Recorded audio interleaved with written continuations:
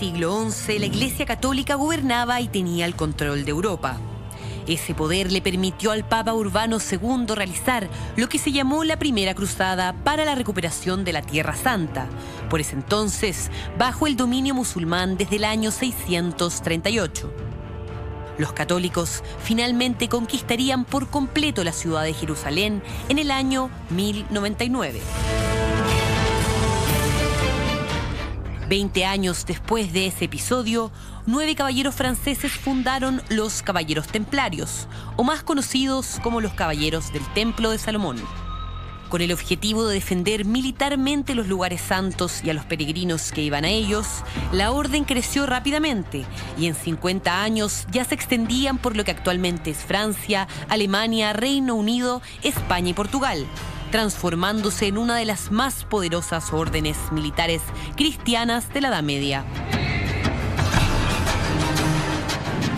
A simple vista se podía observar que los caballeros templarios vestían como distintivo un manto blanco con una cruz roja brillante dibujada sobre él. Sin embargo, los secretos que escondían eran numerosos y sobre todo oscuros. Cuenta la leyenda que los caballeros templarios tenían una estrecha relación con la magia negra, que renegaban de Jesús, adoraban al diablo y a otros ídolos y que mantenían en su poder la copa que habría utilizado Jesús durante la última cena, a la que se le adjudican poderes mágicos. Esta noche en Mentiras Verdaderas revelamos los secretos mejores guardados de los templarios. ¿Qué hizo que se desvirtuara su propósito? ¿Cómo crearon una estructura de poder tan grande que les permitió expandir su territorio, aumentar sus riquezas y su poder? ¿Qué tan ciertos son los mitos que la rodean?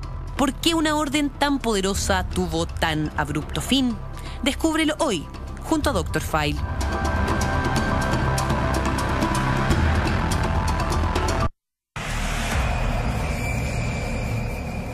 Bien, buenas noches.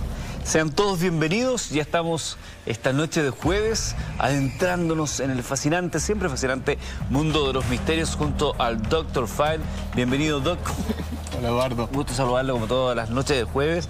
Está interesante, muy interesante este tema porque si hay algo que ha causado curiosidad, especulaciones, invenciones, es justamente esto de los templarios que vamos a abordar esta noche con la profundidad que nos gusta hacerlos todos los jueves, porque, como decimos siempre, el que tenga oídos para oír, que oiga.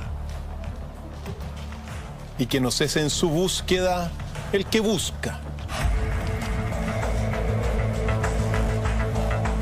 ¿Te parece, Cristian, Dr. File, invitando a los amigos desde ya que si tienen alguna duda, algún aporte, lo pueden hacer a través de Dr. File MB, que hablemos del contexto de la época, de cuando se establece que el diablo termina metiendo su cola impertinente en esta iglesia católica primitiva?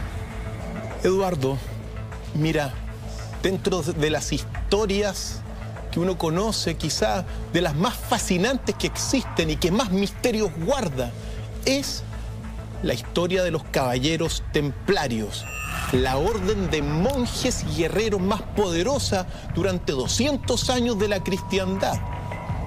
Esa historia, la historia oculta, tiene un momento en su inicio en el siglo XI durante el Concilio de Clermont. Concilio de Clermont. En el 1095, momento en que el diablo precisamente va a retomar su control de la cristiandad. ¿Qué sucedió en ese concilio? Datado entre el 18 y el 28 de noviembre del 1095. El Papa Urbano II, esto es trascendental para entender el contexto y cómo se va a ir filtrando el adversario en los destinos de los templarios, por cierto. Pues bien, en ese concilio, el Papa Urbano llama a la primera cruzada para liberar el Santo Sepulcro. Es decir, en palabras muy sencillas, él lo que hace es decretar la Bellum Sacrum, la guerra santa. Es muy importante esto porque esta primera cruzada tuvo dos grandes intenciones. La primera, proteger al emperador Alexis de los turcos seleucidas que estaban tomándose Anatolia. Y como gran pretexto para eso, para la defensa de Alexis, también vio la oportunidad de comandar una expedición armada y tomar el reino de Jerusalén. Y esto es el punto de partida, porque en el canon 9 de ese concilio, y esto es importante darnos cuenta cómo el adversario se toma el alma del Papa Urbano II en estas palabras: a quien emprenda el viaje a Jerusalén con la finalidad de liberar a la iglesia de Dios, siempre que lo haga por piedad y no por ganar honor y riquezas, este viaje se le contará como penitencia completa. Deus vult, Dios lo quiere. Dios quiere guerra, en palabras muy sencillas. Entonces, cuando uno se da cuenta que el Dios de Jesús es un Dios de amor, y el Dios de la guerra es desde el Antiguo Testamento, pero no es propiamente tal del cristianismo, uno puede decir que el adversario se va a ir infiltrando en toda esta aventura. ¿Por qué? Porque, en términos sencillos, el Papa Urbano lo que hizo realmente en ese concilio fue encauzar todos los malos instintos de los occidentales de Europa y darles un fin sacro, un fin pulcro, un fin santo. Entonces, todas las actividades que comandaron los que se juntaron, porque ahí comienza la convocatoria, Pedro el Ermitaño, y por cierto también Gualterio el Indigente o el Menesteroso, convocan y empiezan a... ¿Ellos quiénes son? Ellos son los grandes predicadores de las cruzadas. Pedro el Ermitaño y el Gualterio el Menesteroso o el Indigente. El Indigente, mira los apellidos que tiene. Ahora, es muy importante porque cada cruzada tenía uno de estos predicadores, en este caso dos. Y Pedro el Ermitaño, que tenía el don de la palabra, uno tiene que decir que también la locura infectaba sus palabras. Y entre estos dos lograron congregar a una primera horda de pobres que se internaron en Anatolia contra los turcos. Saquearon, llevaban niños, llevaban 1500 prostitutas también, dentro de todo el staff que iba a las cruzadas. Y por cierto, cuando llegan a Anatolia, saquean unas cuantas ciudades, pero después los turcos los mandan de vuelta. Momento en que se van a reunir con todos los caballeros que ya se habían reunido, digamos, porque esto comenzó el 95. Años después se reúnen precisamente en Bizancio y juntan alrededor de 4000 caballeros y 25.000 infantes y parten con rumbo a Jerusalén, comandados por Godofredo de Bouillon, figura clave en todo lo que va a ser el inicio de los templarios. Entonces, primer elemento fundamental, el contexto de una guerra que se le dice santa, que Dios lo quiere. Por todas partes de Occidente, de Europa, se escuchaba Deus vult, Dios quiere la guerra, y ahí partieron comandados por Godofredo de Bouillon. Nos deja de ser interesante el punto que esa primera incursión de gente pobre, que iban con 1500 prostitutas y que finalmente su destino, su deseo principal era arrasar con lo que se les cruzara por delante y saquear. Dista mucho de aquella visión romántica que se tiene de las cruzadas como personas altamente cristianas que establecen que Dios les da la misión de ir al rescate de sus lugares sacros por Él. O sea, es muy distinto de la visión que uno suele tener de una cruzada, por lo menos en este comienzo belicoso. Muy distinto. Y como te lo decía, mira, los instintos malignos de tesoros, de premios, de honor de los occidentales, se les dio un fin sagrado. Claro. Entonces, claro, todos partieron para más remate lo iban a perdonar de los pecados. Esto servía como una especie de indulgencia. Y partieron allá, saquearon, por cierto, ellos. Y bueno, siempre saquearon, todos los cruzados saquearon para un lado y para otro lado también.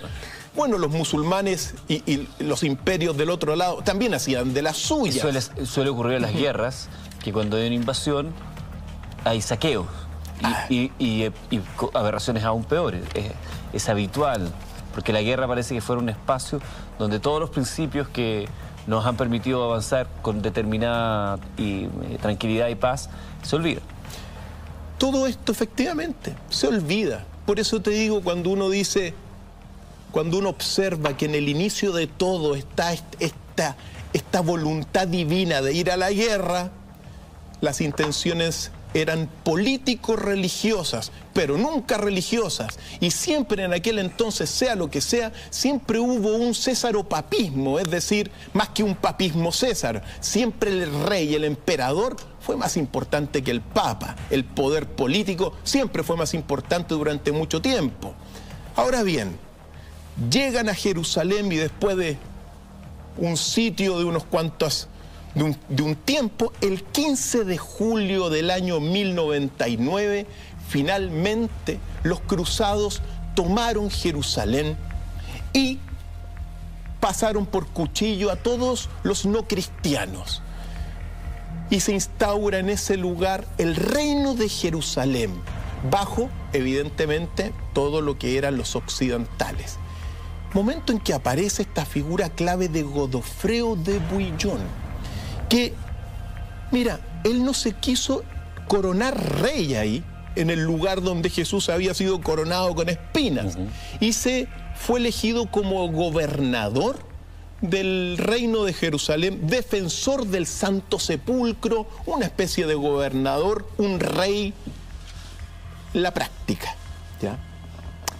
Y aquí viene el punto que da inicio a todo este gran misterio y secreto.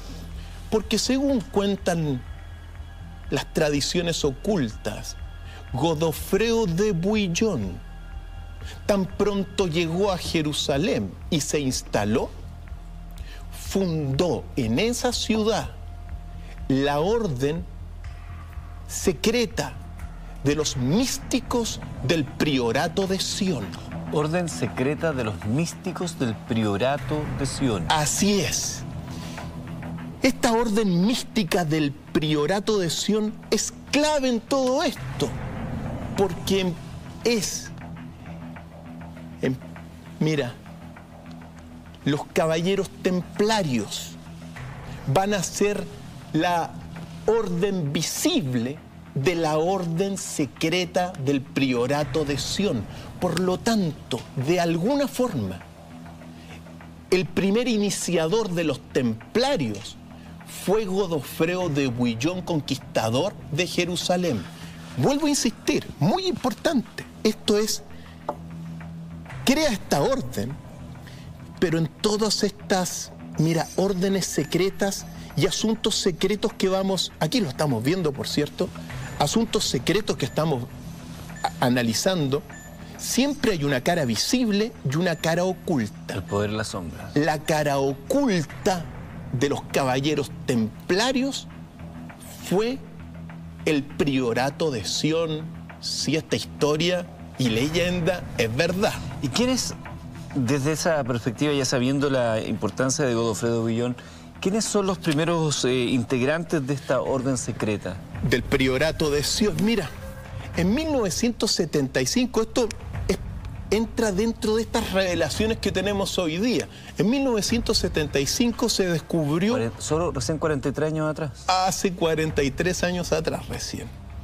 Se descubrió en la Biblioteca Nacional de París un archivo secreto que contempla, o al menos tiene anotado, una lista de grandes figuras que fueron o habrían sido del Priorato de Sion. Está escrito eso en este dossier secreto, se descubrió. Y mira, entre las figuras que destacan ahí, no solamente está Isaac Newton, no solamente está Víctor Hugo, sino que también está Leonardo da Vinci, entre una serie de otros personajes que habrían participado de esta orden oculta del Priorato de Sion. Por lo tanto, elemento clave dentro de todo este análisis también, el que estamos viendo acá, Leonardo da Vinci. Habría sido del Priorato de Sion. Interesante, porque lo vamos a ver más adelante, pero este señor, a través de sus obras, se dice que habría dado algunas señales interesantes para ir entendiendo este tema que nos convoca el día de hoy. Estamos hablando de los caballeros templarios. Ese es el gran tema de esta noche, los secretos de los caballeros templarios. Estamos revisando recién el inicio, cuando, lo decíamos así coloquialmente, el diablo mete la cola, cuando se convoca la primera cruzada y este señor Godofredo Bouillon que crea esta orden secreta del Priorato de Sion. Pero esa es como una primera aproximación, pero cuando ya se funda definitivamente la Orden de los Caballeros Templarios.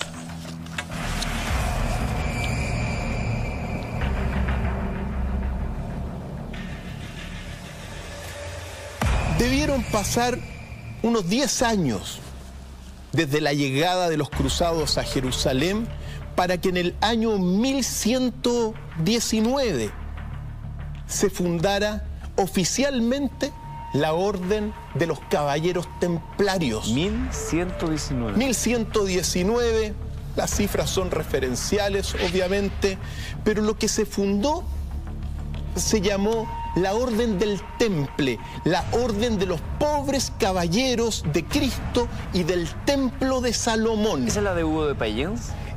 Fundada por Hugo de Payens, ¿ya? Por lo tanto, oficialmente se funda en ese momento cuando llegan a Jerusalén 9 caballeros, con su séquito evidente, pero 9 caballeros, y se comunican inmediatamente con el rey Balduino I, que era el hermano de Godofredo de Bouillon, que ya había muerto, y le dicen que estaban dispuestos a organizar un grupo, una orden religiosa militar, para proteger todo el peregrinaje, el camino de peregrinación hacia Jerusalén, al igual que otros santos lugares.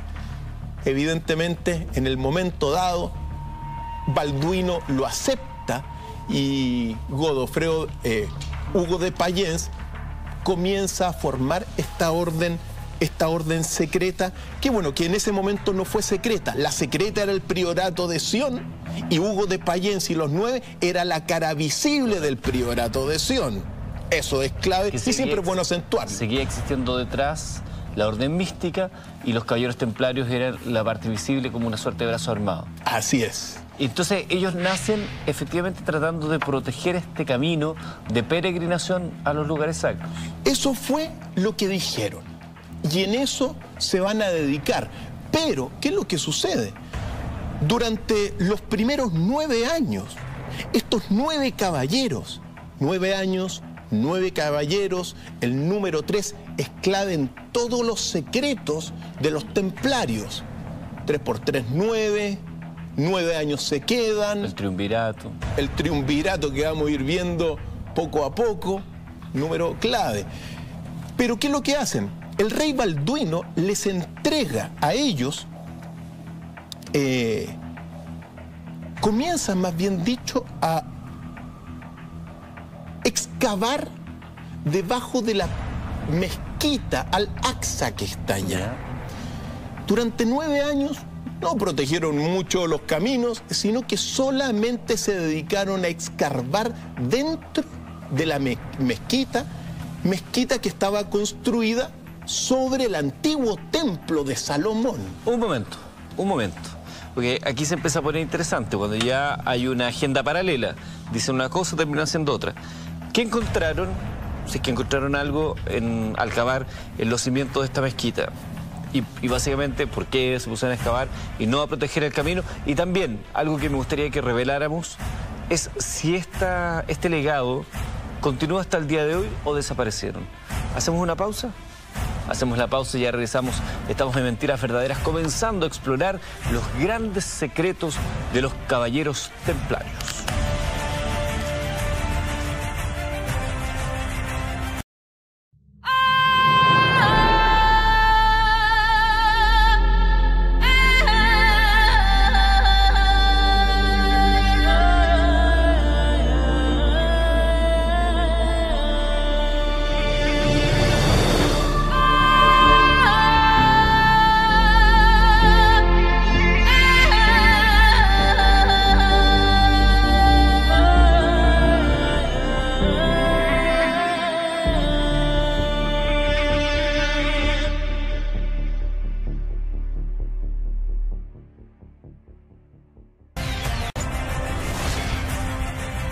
¿por qué se pusieron a excavar primero?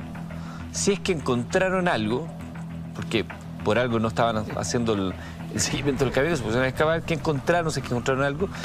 Y tercero, es si estos templarios están presentes el día de hoy de alguna manera en nuestra sociedad o desaparecieron eficazmente de la faz de la Tierra. Mira, voy a partir con la última pregunta, pero si tú me dices si los caballeros templarios están hoy día presentes.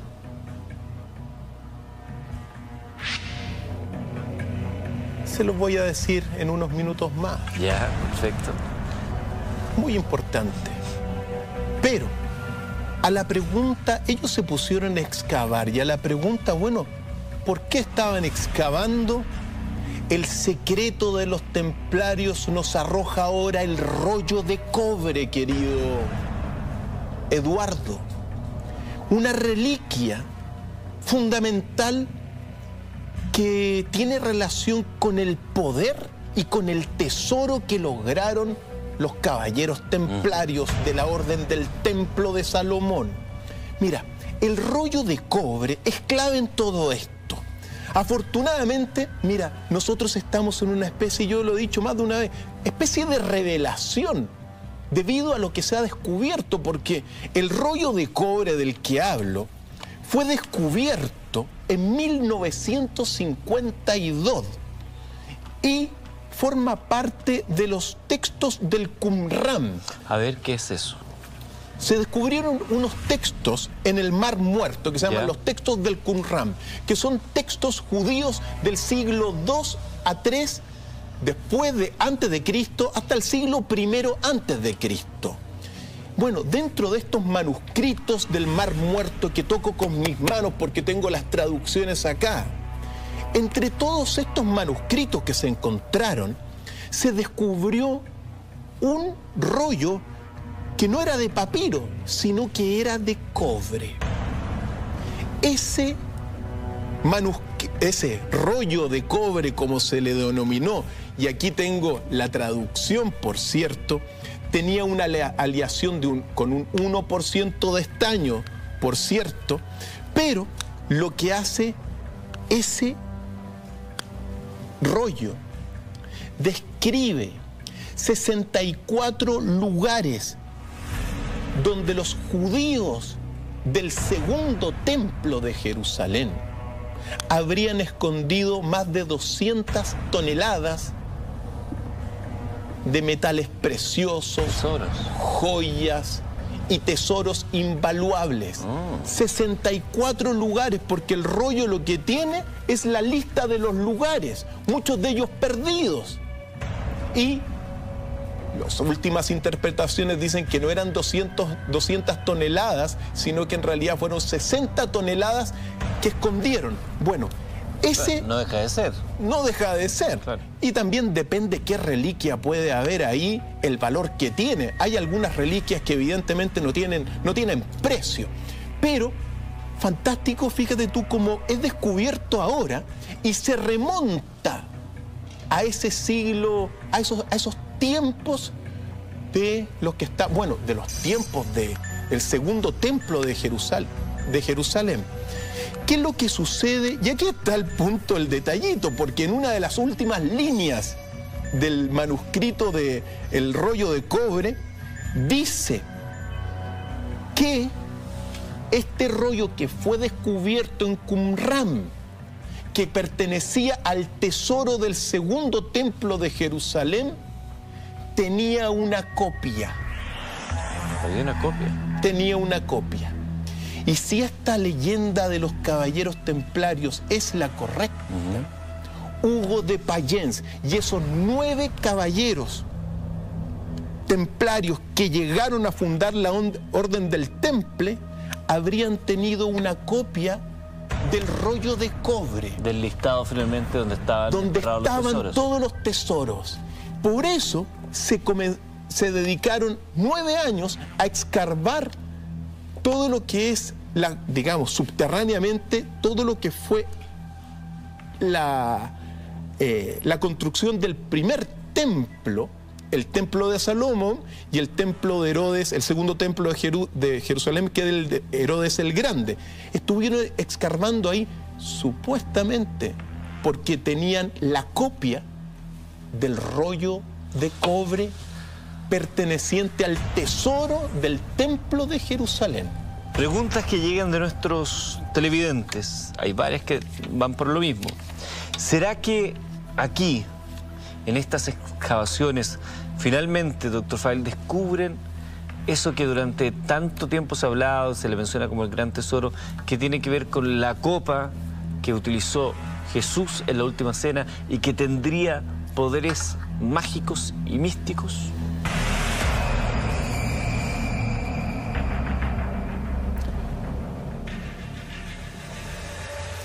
Nadie sabe a ciencia cierta todo lo que contempló el tesoro de los templarios, pero sí es posible que hayan descubierto ahí mismo en Jerusalén lo que tú dijiste, el Santo Grial, la copa que habría contenido o la sangre del costado de Jesús en la crucifixión o la copa que se ocupó en la última cena. Perfecto.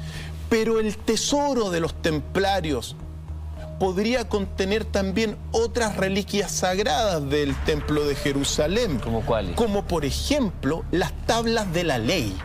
¿Dónde están los mandamientos? Así es. Recordemos que las tablas de la ley que fueron entregadas según la tradición judía por Yahvé a Moisés, que Moisés las quiebre y después hace una copia, estas tablas fueron depositadas dentro del Arca de la Alianza, otro tesoro que probablemente es parte también. ¿Qué es el Arca de la Alianza? El Arca de la Alianza fue un artefacto que construyó el pueblo judío durante el éxodo de 40 años guiados por Moisés.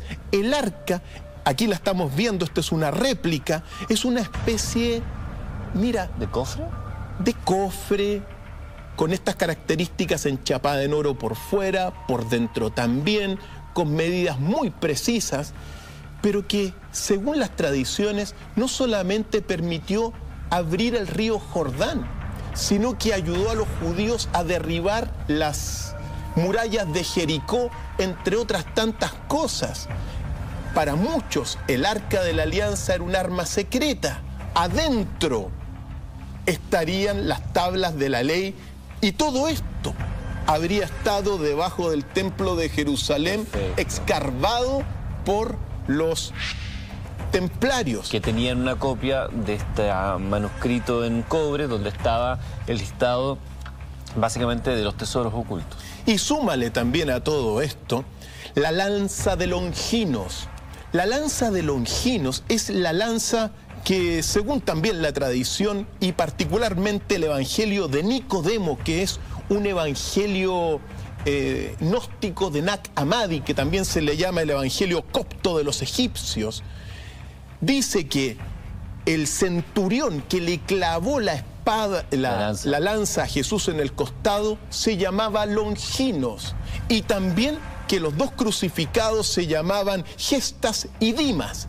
Por eso se le llama la lanza sagrada, la lanza de Longinos, que también habría estado dentro de todo este tesoro bajo el templo de Jerusalén. Con el paso del tiempo, esta lanza que estamos viendo adquirió tanta leyenda que se transformó en un sinónimo de prácticamente la victoria. Quien tenía esta lanza podía gozar de la victoria de sus ejércitos. Hasta la misma SS nazi estuvo detrás de esta lanza. Incluso todo el cuartel central de las SS nazi estaban diseñados haciendo las veces de una lanza, la lanza de Longinos. Perdón, preguntan acá desde Estados Unidos, dice Sonia, dice si esa lanza, me aprovecho de preguntar ya que está ahí, si esa lanza que estamos viendo en pantalla es una réplica o es efectivamente la lanza aquella. Mira, nadie sabe a ciencia cierta cuál es la lanza, ¿ya? Esta es quizá de las más parecidas que pudo haber existido, pero, como te digo, entra dentro de estos misterios. Y también uno tiene que decir que, claro, es posible que hayan encontrado algo, pero uno no tiene que olvidar la destrucción del primer templo de Jerusalén por Nabucodonosor en el 586 a.C. Porque, según la historia, los tesoros que guardaban los judíos ahí, en ese 586, fueron arrasados y los tomaron Nabucodonosor, el rey babilonio y sus hombres. Después, con el paso del tiempo, se reconstruye el templo. Zorobabel pone la primera piedra y después Herodes el Grande lo reconstruye a principios del milenio cristiano. Y claro, y en el segundo templo, la caída del segundo templo, cuando en el año 70 el emperador Tito la destruye, también de alguna forma significó la pérdida de los tesoros. Entonces, no se sabe muy bien qué es lo que encontraron los caballeros templarios. Lo único concreto es que tan pronto salen y vuelven a Europa, se van a hacer muy poderosos y muy millonarios. Bueno, se transforman en la orden de los caballeros templarios más poderosa de toda la cristiandad. Algo deben haber descubierto ahí como para haber tenido este salto tan importante. Deben haber descubierto cosas que quizás no son las que hemos señalado, pero otras de igual o más valor. Ahora, doctor File, y haciéndome eco de las muchas preguntas que están llegando y aportes de nuestros televidentes que nos sintonizan en Chile y en otros países, y eso yo lo agradezco, Maca también, que nos está viendo desde Maryland, Estados Unidos. ¿Cuál es el gran secreto, Cristian, de los caballeros templarios?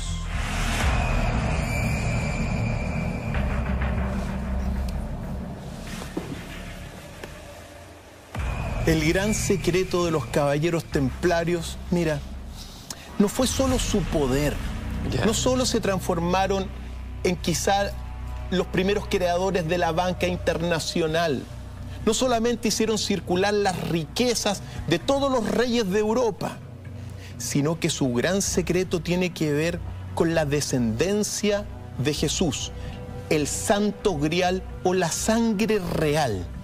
Porque si toda la leyenda del priorato de Sion, orden oculta, y en los caballeros templarios la orden visible, el gran secreto de estas órdenes era que en realidad María Magdalena y Jesús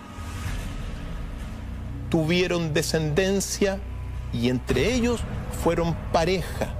Para el priorato la perfección está dada en la pareja, para los templarios también. Por lo tanto, cuando uno comienza a tomar los textos, por ejemplo, porque claro, eso es lo que se supo, pero ahora se descubren los textos y los evangelios desconocidos de Jesús hablan de eso. El evangelio de Felipe, dice el evangelio de Felipe, María Magdalena es denominada su compañera. Jesús besaba en la boca a María Magdalena. Lo mismo habla el evangelio de Tomás. Al mismo tiempo, tengo acá el evangelio de la esposa de Jesús. ¿Así se llama el evangelio de la esposa? Así se llama, el evangelio de la esposa. Perdón, brevemente, solo brevemente para aclarar, porque lo que la mayoría de nosotros sabe es que Jesús muere en la cruz a los 33 años y no se habla en ningún momento de una boda. Se habló de una tentación, se hablaba de la buena onda, pero nunca se habló de un matrimonio, de una boda, de una compañera, mucho menos de descendencia. ¿En qué minuto ocurre eso? ¿O eso parte de la base que Jesús no muere en la cruz? Mira, esto ocurre por la tradición. La tradición fue ocultada. La tradición del hombre perfecto, es decir, del hombre de Jesús unido a María Magdalena, es una tradición que fue perseguida a partir del año 325 por el emperador Constantino. ¿Y qué es lo que sucede? Sucede que esta tradición la guardan órdenes secretas, la guardan los gnósticos, los guardan también los arrianos que pensaban en otras cosas. Por lo tanto, cuando uno, claro, ¿y qué es lo que sucede? Es que hoy día se vuelven a descubrir todos estos textos antiguos que son consistentes con estas historias que estamos viendo. Como te digo, aquí está el Evangelio de la esposa de Jesús. Y mencionabas el Evangelio de la esposa de Jesús, pero también veo que tienes ahí una réplica de la Última Cena, pintada justamente por uno que aparecía en la lista que vimos hace un rato.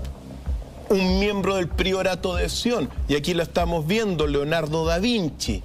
Leonardo da Vinci, como miembro y como, bueno, guardador de estos secretos, lo expresó de alguna forma en toda esta obra, porque la figura que está al lado de Jesús, a la diestra de Jesús, muchos durante siglos y siglos se dijo que era Juan, pero bajo las lecturas actuales de todos estos secretos ocultos, en realidad la que está al lado de Jesús es María Magdalena, su esposa. Y el cuerpo de Judas, que está al lado de María Magdalena, contendría el Santo Grial. ¿Me puedo parar acá? Por favor, adelante. Si uno ve el detalle acá, porque este cuadro de Leonardo da Vinci, gran representante evidentemente del priorato de Sion, lo que muestra aquí es a Jesús, y esta sería María Magdalena. Pedro amenazando a María Magdalena. Pedro el Canoso. Pedro es este. Estaría amenazando a María Magdalena y con un cuchillo en su mano. Eso es consistente con todos los textos secretos de Jesús, consistente con todo el priorato de Sion y evidentemente con los caballeros templarios. Y esta Última Cena contendría al descendiente de Jesús y de María Magdalena oculto bajo la mirada especular y la pintura especular en esta parte, en el cuerpo, porque este es Judas. En esta parte, esta sería la cabeza del hijo de María Magdalena y de Jesús, esa que estamos viendo ahí en pantalla. Por lo tanto, los secretos son estos.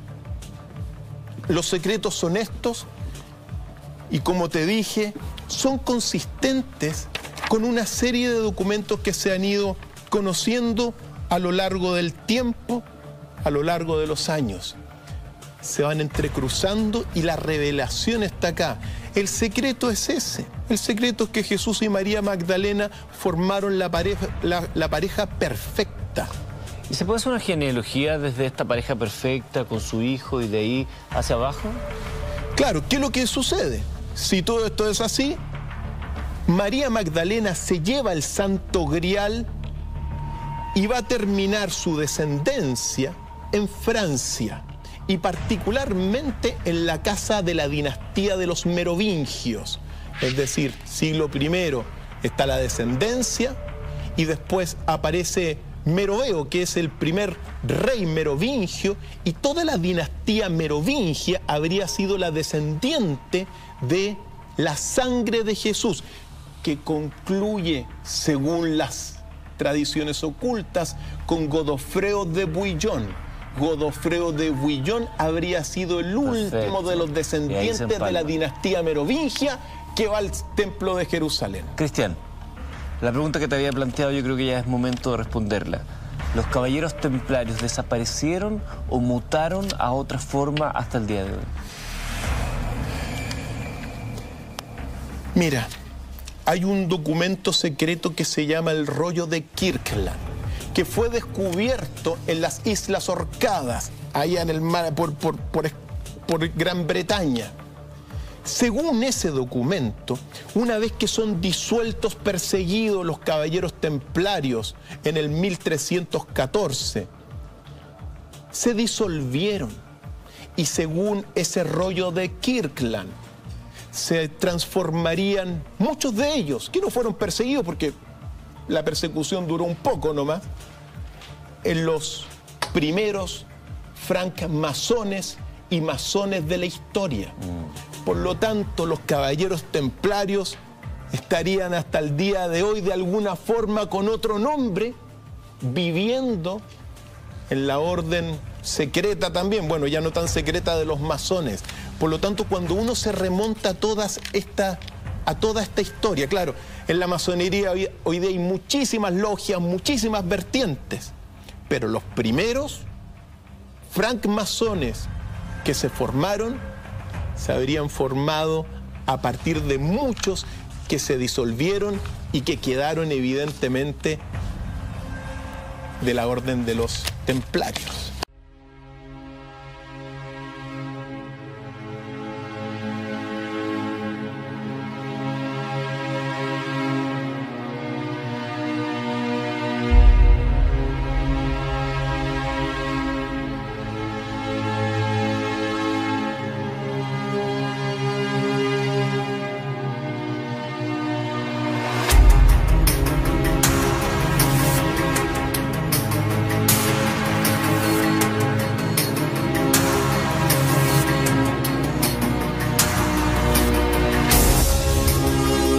La academia busca el cultivo de la sabiduría y la evolución de la conciencia y está compuesta por 4 escuelas: la escuela de los 8 enigmas, la escuela de las 8 culturas, la escuela de las 8 fuerzas y la escuela de los 8 milagros. Las 4 escuelas se relacionan entre sí, al igual que las 8 disciplinas de cada una de ellas. Entre el 8 y el 4 se da la cuadratura del círculo de la sabiduría. Inscríbete en www.academia.university. Nos vemos en la academia.